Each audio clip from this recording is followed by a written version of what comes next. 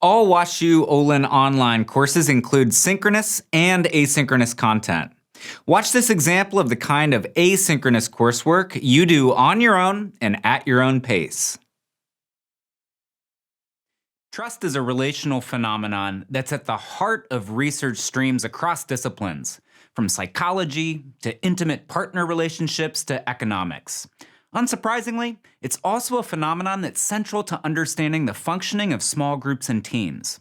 As we'll see, research on trust has revealed that it's a pretty nuanced concept, and understanding these nuances will help you to best manage the relationships that you have with others, as well as enable the effectiveness of teams that you lead. Let's start by clearly defining trust. We've all heard of the cliche trust fall exercise, in which one person stands in front of another person, folds their hands in front of their body, closes their eyes, and falls backward. When there's trust, the person in front doesn't just adjust their feet to stop falling. Instead, they fall backward and allow the person behind to catch them. This exercise exemplifies the essence of trust, which we'll define as the willingness to be vulnerable to another person. When you trust someone, you allow yourself to be vulnerable to that person. Particularly in the workplace, research on trust has revealed that it is a multidimensional concept, reflecting the fact that people make themselves vulnerable to others, or they avoid doing so, across different facets of relationships at work. There are three principal dimensions to trust that you should be aware of. The first dimension is ability. The ability dimension of trust reflects your perception or assessment of whether someone has the knowledge, skills, and abilities that are needed to perform a particular task or to complete a given job. When you believe that someone has what it takes to do a given task, you're willing to make yourself vulnerable by perhaps delegating them things that have an impact on your own work. When you delegate, you're vulnerable to that person delivering work at a high level. The second dimension is called benevolence.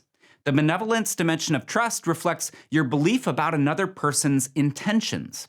If you perceive someone to have a high degree of benevolence, this means that you believe they have your best interests in mind as they go about their own work. If you think someone is low in benevolence, this means that you think they probably have their own best interests in mind. As you can see, benevolence pertains to whether you think that someone prioritizes themselves or prioritizes others when making decisions about taking actions. Think again about a situation in which you're deciding whether to delegate an important job to someone. If you're skeptical about that person's benevolence and you question their motives, you may worry that they'll act in highly self-interested ways, perhaps actually harming you to benefit themselves. The third dimension is called integrity. In my view, this is the squishiest dimension of trust, and you may see why in just a moment. Integrity refers to whether you believe that someone makes decisions and behaves according to acceptable principles and values. Now, why I say this dimension is squishy is that people often have varying beliefs about what constitutes an acceptable principle or an okay value. As a result, when we judge someone's integrity, we're often judging them according to our own personal values and beliefs. So integrity often is shaped by how similar we feel to another person. Together, ability, benevolence, and integrity are three dimensions that shape the overall degree to which we're willing to make ourselves vulnerable to another person, to trust that other person. But let me simplify things just a bit. We know from research that two of these three dimensions, benevolence and integrity, tend to hang together. When we perceive someone as high in integrity, we also tend to see them as high in benevolence. That's not necessarily the case with ability. In fact, research suggests that there are really two core underlying dimensions of trust, which we're going to refer to as competence and character. The competence dimension of trust comprises assessments about ability. Our assessments of competence tend to be relatively more cognitive and somewhat more objective. The character dimension of trust comprises assessments of another person's benevolence and integrity. Our judgments of character tend to be relatively more emotional and more subjective. Now, the reason that I'm drawing a distinction between these dimensions of competence and character is that we make judgments about others in different ways for these two different dimensions. Let me highlight 3 important ways that the competence and character dimensions of trust differ. The first way is with respect to domain specificity. The competence dimension is a domain-specific dimension. What this means is that we can have a high degree of trust in someone's ability for one type of task, but perhaps not for another. For example, I may perceive a coworker to be highly competent in financial modeling, but perhaps I see that exact same coworker to be in low incompetence for graphic design.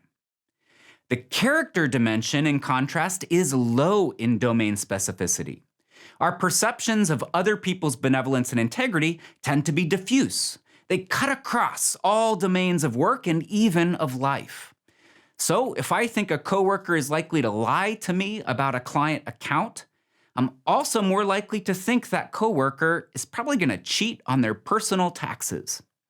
We see character as something that bleeds over from one domain to another, while we see competence as something that is confined to a given domain. The second way has to do with dominance signals. When we're making assessments of someone's competence, again, their ability to perform a task, we most heavily weigh positive signals. These are the times when someone delivers a star performance or really wows us. When we make assessments of someone's character, we most heavily weigh negative signals. The times that someone behaves in a questionable manner or seems to act in a highly self-interested way at the cost of the group. The third way that these dimensions differ is with respect to malleability. We perceive competence as a malleable dimension, something for which problems are fixable. And so if you think that I'm not skilled in financial modeling today, you probably also think that with education and hard work, I can get better. I can improve. But when it comes to character, we tend to perceive people as relatively fixed. If you believe that someone lacks integrity, you're going to tend to be pessimistic about that person's ability to change. Whereas competence is something that we think is fixable, character is something that we think is relatively fixed.